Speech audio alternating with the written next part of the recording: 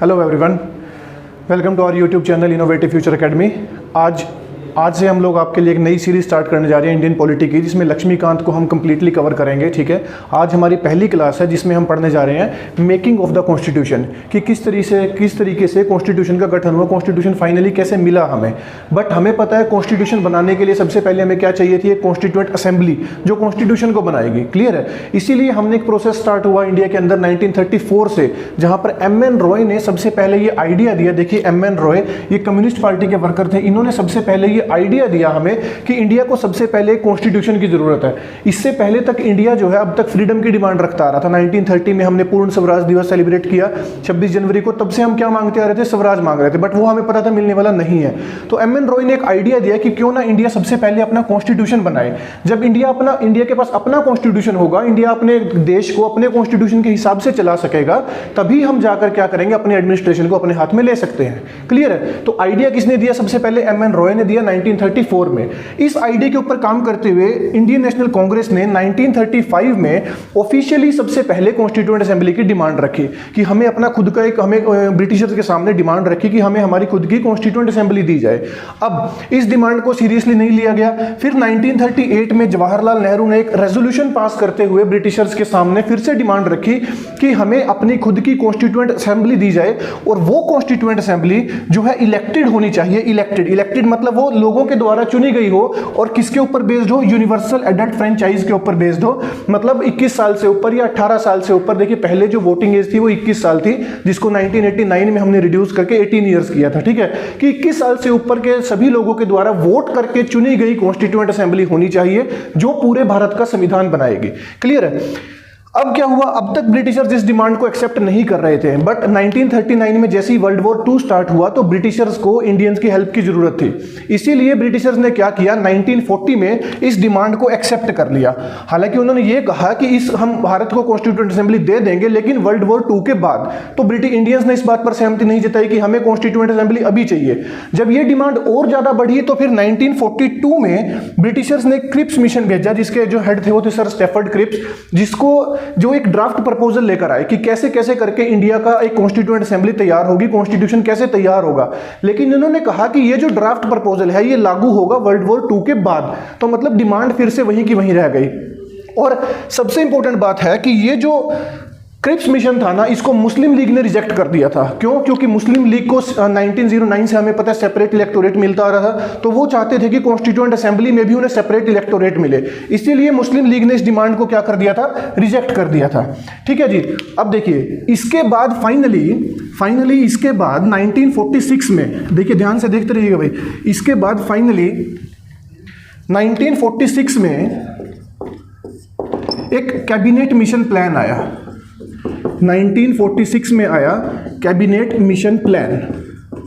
ठीक है जी, cabinet mission plan 1946 में, जिसके बेस पर हमारी कॉन्स्टिट्यूएंट असेंबली का गठन किया गया। हमेशा याद रखेंगे, हमारी जो कॉन्स्टिट्यूएंट असेंबली है उसका जो गठन बेसिकली वो जिसको चुना गया है वो किस बेस पर चुना गया था, कैबिनेट मिशन प्लान के बेस पर। क्लियर है जी। इसके अंदर 3 मेंबर्स थे, उनके नाम याद रखिएगा, कई बार एग्जाम्स में पूछ लिया जाता है। उसमें एक मेंबर थे सर स्टैफर्ड क्रिप्स, जो यहां पर भी आए थे 42 में। उसके बाद A.V. अलेक्जेंडर और पैथिक लॉरेंस, ये 3 मेंबर्स थे, Sir Stafford Cripps, A.V. Alexander और पैथिक लॉरेंस। क्लियर है जी, ये 3 मेंबर्स थे। अब देखिए, इस कैबिनेट मिशन प्लान के बेस पर कॉन्स्टिट्यूटेड हमने कॉन्स्टिट्यूट किया किसको, कॉन्स्टिट्यूएंट असेंबली को। किसके बेस पर, कैबिनेट मिशन प्लान के बेस पर। क्लियर है जी। तो इस तरीके से हमें हमारी कॉन्स्टिट्यूएंट असेंबली मिली 1946 में जाकर। ठीक है जी। डिमांड स्टार्ट हुई थी 1934 से, जब एम.एन. रॉय ने आइडिया दिया था कॉन्स्टिट्यूशन का। उसके बाद डिमांड को ब्रिटिशर्स ने एक्सेप्ट नहीं किया, बट फाइनली जब सेकेंड वर्ल्ड वॉर स्टार्ट हुआ और ब्रिटिशर्स को इंडियंस की जरूरत पड़ी, तब उन्होंने जाकर इस डिमांड को एक्सेप्ट किया। तो ये तो था कि कैसे हमें हमारी कॉन्स्टिट्यूएंट असेंबली मिली है। ठीक है, अब हम देखते हैं कंपोजिशन, कि कंपोजिशन क्या थी कॉन्स्टिट्यूएंट असेंबली की।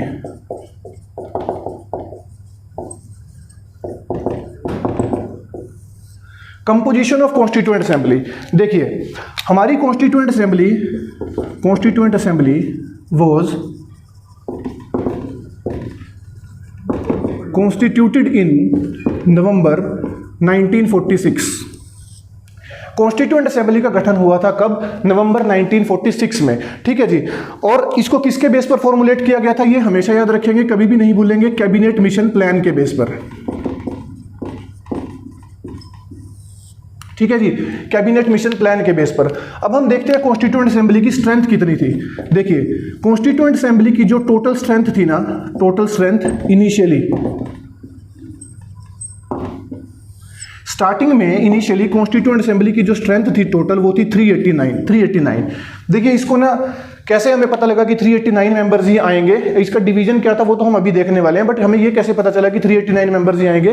देखिए कॉन्स्टिट्यूएंट असेंबली को चुना गया था किसके बेस पर? पॉपुलेशन के बेस पर। 10 लाख लोगों पर एक मेंबर को चुना जाना था, और उस टाइम इंडिया की जो पॉपुलेशन थी अराउंड 39 करोड़ थी, तो इसीलिए जो टोटल स्ट्रेंथ बनी थी वो कितनी बनी? 389। क्लियर है जी, हमें पता है ब्रिटिशर सेंसस करवाते आ रहे थे पहले से ही।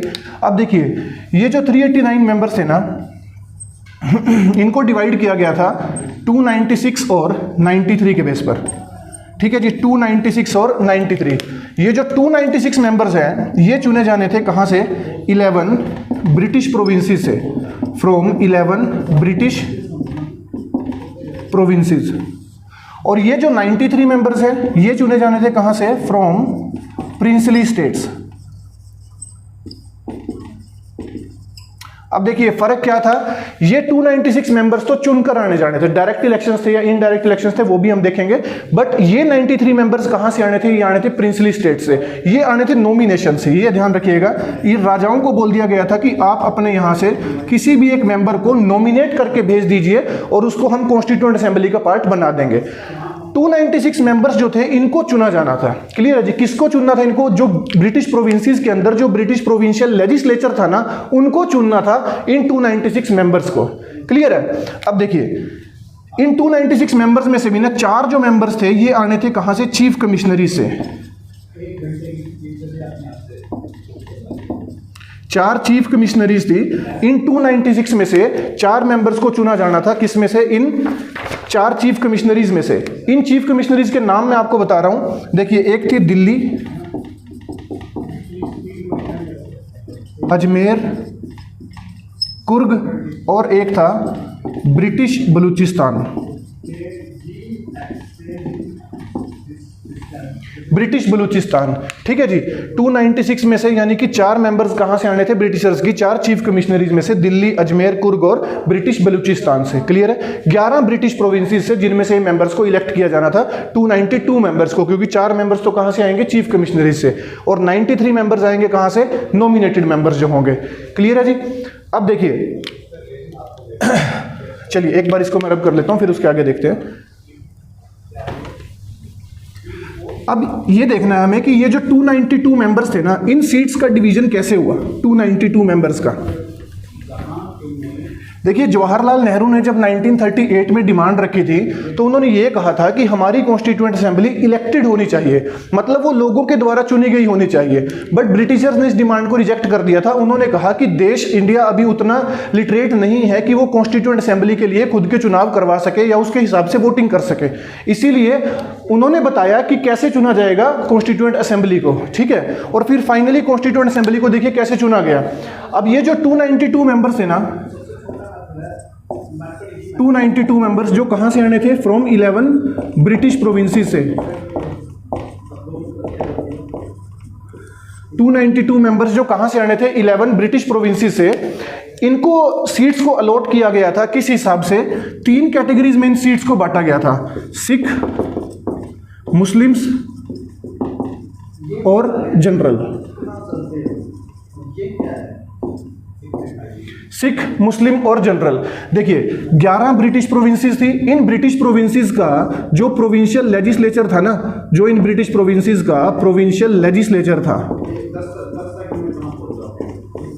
उस लेजिस्लेचर को कहा गया कि आपको क्या करना है, अपने अपने प्रोविंसेस से, अपने अपने लेजिस्लेचर से मेंबर्स को भेजना है, और वो मेंबर्स 3 कैटेगरीज में डिवाइडेड थे, सिख, मुस्लिम और जनरल। क्लियर है जी। तो इसी डिमांड पर तो सिख भी सेटल हुए, मुस्लिम्स भी सेटल हो गए, मुस्लिम लीग ने भी इसको एक्सेप्ट कर लिया था कैबिनेट मिशन प्लान को। क्लियर है ना? क्यों? क्योंकि उनको सेपरेट इलेक्टोरेट यहां पर मिल गया था, साथ में इन्होंने सिखों को भी दे दिया कि चलो भाई सिख को भी सिख। देखिए इस सेपरेट इलेक्टोरेट का मतलब क्या था वो समझ लीजिए। इसका मतलब था कि ये जो 11 प्रोविंशियल लेजिस्लेचर है ना, इन 11 प्रोविंशियल लेजिस्लेचर में से जो सिख बंदे हैं वो सिख को चुनकर भेजेंगे, जो मुस्लिम बंदे हैं वो मुस्लिम को चुनकर भेजेंगे, बाकी सब जनरल में काउंट होंगे। आप समझ रहे हो? मतलब जैसे 10 बंदे अगर प्रोविंशियल लेजिस्लेचर में है और वहां से 5 बंदों का चयन होना है, तो वो 10 मुस्लिम लोग बाकी 5 को चुनकर भेजेंगे। क्लियर है? मतलब मुस्लिम वाले मुस्लिम को चुनेंगे, सिख वाले सिख को चुनेंगे, जनरल वाले जनरल को चुनेंगे। आई बात समझ में? इस तरीके से क्या हुआ था, इनका इलेक्शन हुआ था। अब देखिए इलेक्शन हमें पता है 2 तरीके के होते हैं, एक होता है डायरेक्ट इलेक्शन, एक होता है इनडायरेक्ट इलेक्शन। डायरेक्ट इलेक्शन उसको बोलते हैं जहां पर पब्लिक जाकर डायरेक्टली वोट करती है। इनडायरेक्ट इलेक्शन हम उसको बोलते हैं जहां पर पब्लिक के चुने गए रिप्रेजेंटेटिव्स वोट डालते हैं। जैसे आज आप देखो जब लोकसभा के एमपी के चुनाव होते हैं, स्टेट के एमएलए के चुनाव होते हैं, तो वो डायरेक्ट इलेक्शन होते हैं। लेकिन जब आप देखते हो प्रेसिडेंट का इलेक्शन, वाइस प्रेसिडेंट का इलेक्शन, वो क्या है हमारे देश में? इनडायरेक्ट इलेक्शन है, क्योंकि उसमें हमारे चुने गए रिप्रेजेंटेटिव्स जो एमपी एमएलए हैं वो वोट डालते हैं। आप समझ रहे हो? ये होते हैं डायरेक्ट और इनडायरेक्ट इलेक्शन। अब देखिए क्वेश्चन ये आता है कि क्या हमारी कॉन्स्टिट्यूएंट असेंबली डायरेक्टली इलेक्टेड थी या कंप्लीटली इलेक्टेड थी? तो हमने देखा कि ये जो 292 मेंबर्स हैं इनको कौन इलेक्ट कर रहा है? ये प्रोविंशियल लेजिस्लेचर के मेंबर्स। क्लियर है जी? तो ये क्या है? इनडायरेक्टली इलेक्टेड थे, इनडायरेक्टली इलेक्टेड। पहली बात तो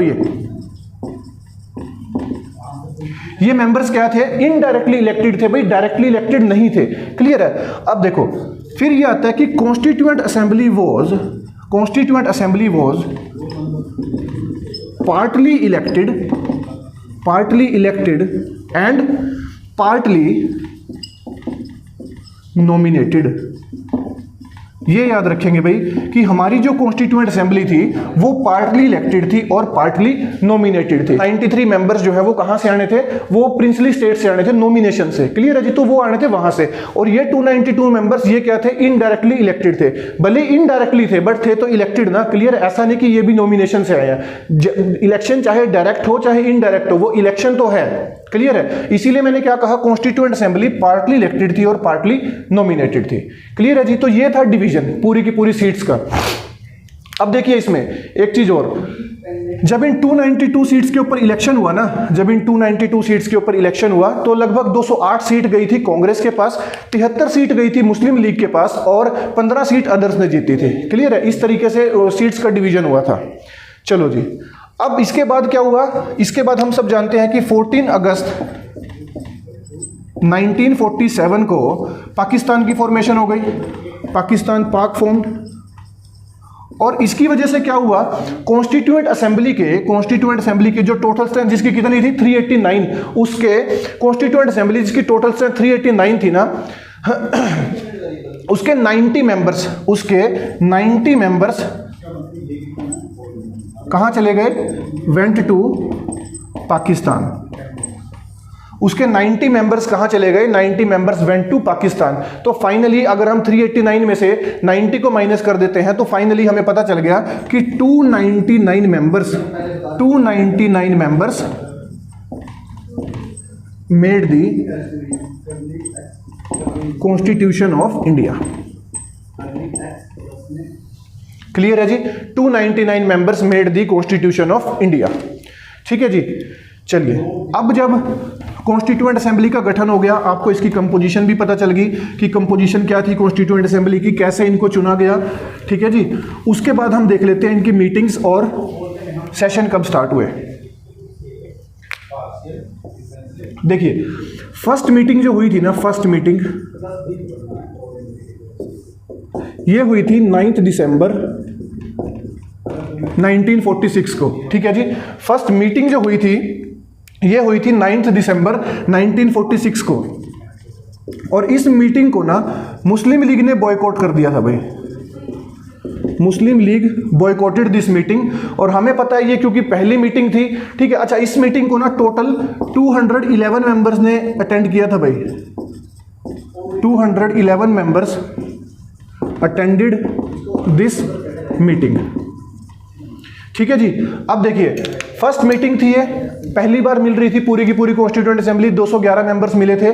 जब भी कोई मीटिंग बैठेगी तो एक तो बात होती है कि उसका कोई ना कोई तो क्या बनाना पड़ेगा, प्रेसिडेंट बनाना पड़ेगा। लेकिन क्योंकि ये पहली ही मीटिंग थी इसीलिए इस मीटिंग के अंदर टेम्परेरी प्रेसिडेंट चुना गया था।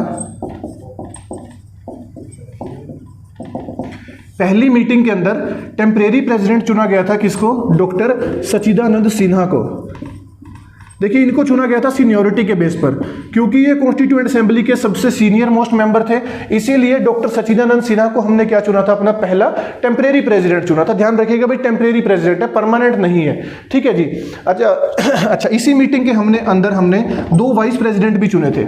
एक तो थे कौन, एच.सी. मुखर्जी, ये कॉन्स्टिट्यूएंट असेंबली के प्रेसिडेंट और वाइस प्रेसिडेंट है भाई, और दूसरे थे वी.टी.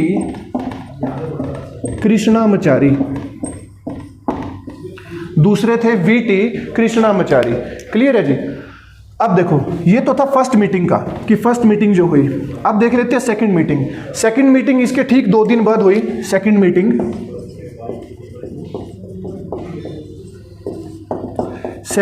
हुई 11 दिसंबर 1946 को।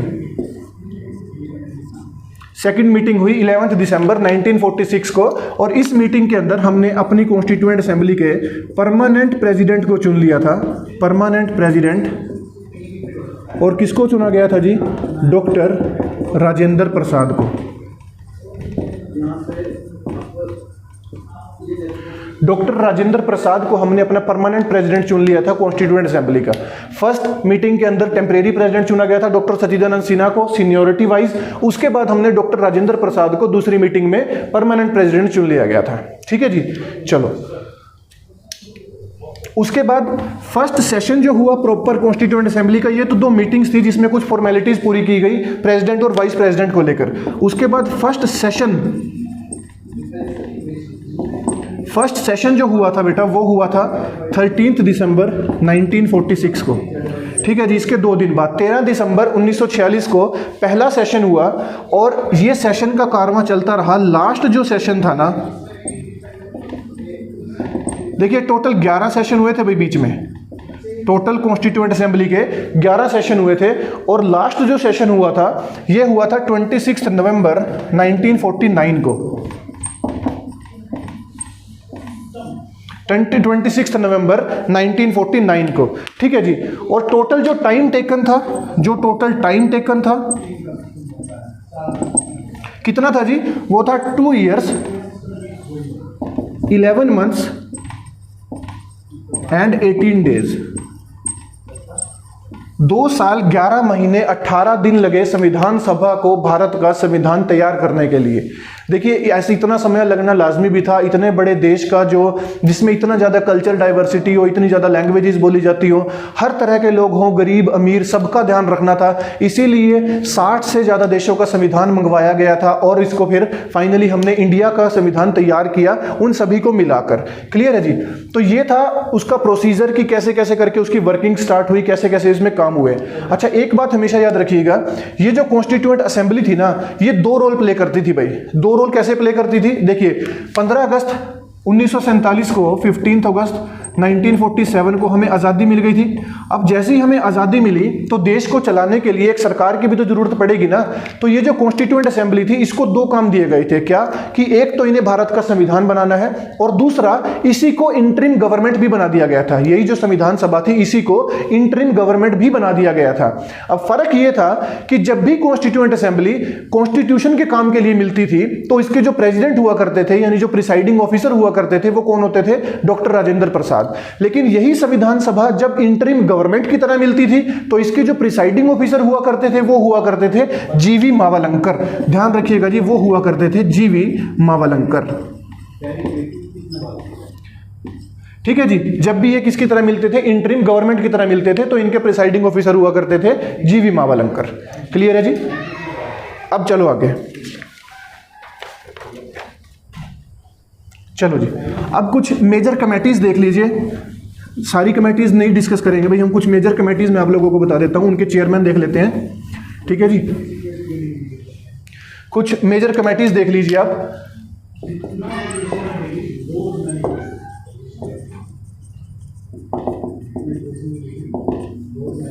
देखिए सबसे पहले जो इंपॉर्टेंट कमेटी है वो है union power committee and union constitution committee.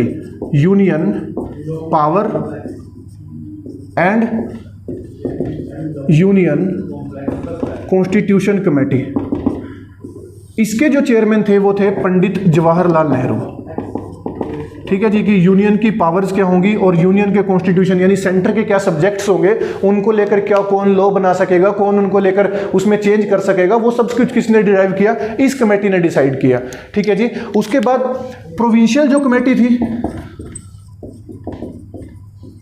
Provincial constitution committee, इसके हेड थे सरदार पटेल। इसके जो चेयरमैन थे वो थे सरदार वल्लभ भाई पटेल।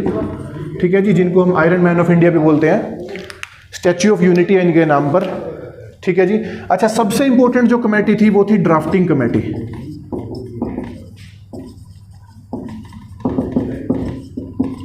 ठीक है जी, सबसे इंपॉर्टेंट जो कमेटी थी वो थी ड्राफ्टिंग कमेटी, जिसके चेयरमैन थे कौन, डॉक्टर BR अंबेडकर। इसके टोटल 7 मेंबर्स थे भाई, याद रखेंगे। इस कमेटी के अंदर जो टोटल मेंबर्स थे, टोटल मेंबर्स वो थे 7 मेंबर्स। ठीक है जी। इसके अंदर टोटल मेंबर्स कितने थे, 7 मेंबर्स थे इसके अंदर। चलिए, उसके बाद और भी कुछ इंपॉर्टेंट कमेटीज थी, जैसे स्टीयरिंग कमेटी थी। स्टीयरिंग कमेटी के जो चेयरमैन थे वो थे डॉक्टर राजेंद्र प्रसाद। ठीक है जी। रूल्स ऑफ प्रोसीजर कमेटी थी, उसके चेयरमैन भी डॉक्टर राजेंद्र प्रसाद ही थे। ठीक है, ये कुछ मेजर कमेटीज थी जिनके नाम आपको याद रखने हैं। चलिए, फाइनली फिर जब सारा काम हो गया, पूरा कॉन्स्टिट्यूशन जब बनकर तैयार हो गया, 2 साल 11 महीने 18 दिन लगे हमें कॉन्स्टिट्यूशन को तैयार करने में। और उसके बाद फाइनली वो दिन आया जब हमने अपने कॉन्स्टिट्यूशन को इनेक्ट किया। उसको हम बोलते हैं date of enactment. Date of enactment, जिस दिन हमने अपने कॉन्स्टिट्यूशन को इनेक्ट किया, डेट ऑफ इनेक्टमेंट। देखिए जी, हमने अपने कॉन्स्टिट्यूशन को इनेक्ट किया था कब, 26 नवंबर 1949 को। इसको बोलते हैं डेट ऑफ इनेक्टमेंट या डेट ऑफ एडॉप्शन, जिस दिन हमने कॉन्स्टिट्यूशन को अडॉप्ट कर लिया था। देखिए, प्रीएम्बल अगर आप लोगों ने पढ़ा है, उसमें लिखा गया है, पहली जो लाइन है क्या लिखा है, we the people of India, और लास्ट लाइन में ये लिखा गया है, do hereby adopt, enact and give to ourselves this constitution of India. तो उसका क्या मतलब है कि हम भारतवासी खुद को ये कॉन्स्टिट्यूशन समर्पित कर रहे हैं। क्लियर है जी। देखिए, वो हमें पता भी कहां से चलता है, सिर्फ और सिर्फ प्रीएम्बल से। प्रीएम्बल में दी गई है date of enactment of constitution, लेकिन बात यह है कि इस दिन कॉन्स्टिट्यूशन सिर्फ इनेक्ट किया गया था, सिर्फ उसको बनाकर मतलब अडॉप्ट कर लिया था हमने, लागू नहीं किया था। ठीक है जी। इसके बाद हम देखते हैं एनफोर्समेंट ऑफ कॉन्स्टिट्यूशन। एनफोर्समेंट,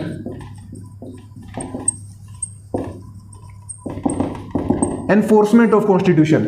देखिए, कॉन्स्टिट्यूशन को हमने लागू किया था 26 जनवरी 1950 से। 26 जनवरी 1950 से। अब आप ये देखिए, हमने 2 महीने का गैप लिया कॉन्स्टिट्यूशन को लागू करने के लिए, 2 महीने का। 26 नवंबर को जब बनकर तैयार हो गया था तो हम 26 नवंबर को भी इसे लागू कर सकते थे, बट हमने लागू कब किया, 26 जनवरी को। अब ऐसा करने के पीछे कोई ना कोई तो कारण होगा, तभी कॉन्स्टिट्यूशन को 2 महीने के लिए हमने रोक कर रखा। अच्छा, एक चीज और याद रखिएगा, ऐसा नहीं है कि पूरा कॉन्स्टिट्यूशन इसी दिन लागू किया। कॉन्स्टिट्यूशन के कुछ प्रोविजंस ऐसे थे जो इस दिन से लागू हो गए थे। फॉर एग्जाम्पल सिटीजनशिप, इलेक्शंस और भी कुछ प्रोविजंस थे जो इस दिन से लागू हो गए थे। क्लियर है। बट बाकी लगभग 90% जो कॉन्स्टिट्यूशन है वो इस दिन से एनफोर्स में आया, इस दिन से वो स्टार्ट हुआ, लागू किया गया। ठीक है। उसके पीछे रीजन क्या था वो देखिए। दिसंबर 1929 का इंडियन नेशनल कांग्रेस का लाहौर सेशन था। इस सेशन के अंदर, इस सेशन के जो प्रेसिडेंट थे ना भाई, इस सेशन के, लाहौर सेशन के जो प्रेसिडेंट थे वो थे पंडित जवाहरलाल नेहरू। और इस सेशन के अंदर एक रेजोल्यूशन पास किया गया था।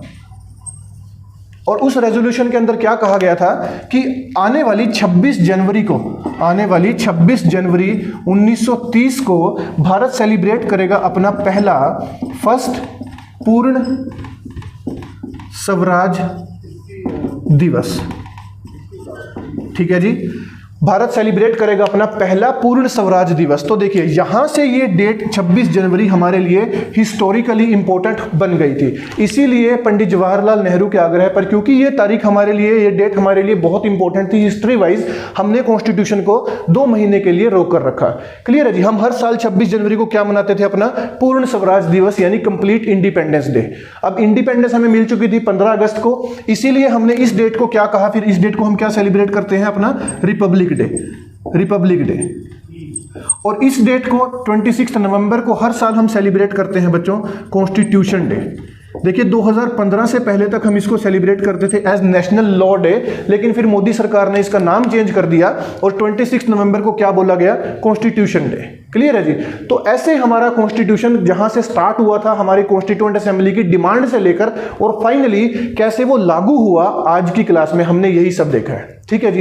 यही थी आपकी पहली क्लास जिसमें हमने क्या देखा कि कॉन्स्टिट्यूशन कैसे स्टार्ट किया गया बनना, डिमांड कैसे आई उसकी, क्यों डिमांड एक्सेप्ट की गई, फिर क्या उसका प्रोसीजर चला, कैसे कॉन्स्टिट्यूएंट असेंबली का गठन हुआ, और फाइनली कैसे हमें हमारा संविधान मिला। ठीक है जी। यही थी हमारी आज की क्लास, फर्स्ट क्लास जो थी making of the constitution. Next class में हम लोग नेक्स्ट चैप्टर डिस्कस करेंगे और लक्ष्मीकांत की पूरी चैप्टर सीरीज को हम लोग इस वीडियो के थ्रू कवर करने वाले हैं। ठीक है जी। तो आप लोग बने रहिए और इतनी सी रिक्वेस्ट है बस कि अगर आपको वीडियो अच्छा लगे तो लाइक कर दीजिएगा, चैनल को सब्सक्राइब कर दीजिएगा। ठीक है जी। Thank you. नेक्स्ट वीडियो आपके लिए जल्दी लेकर आएंगे।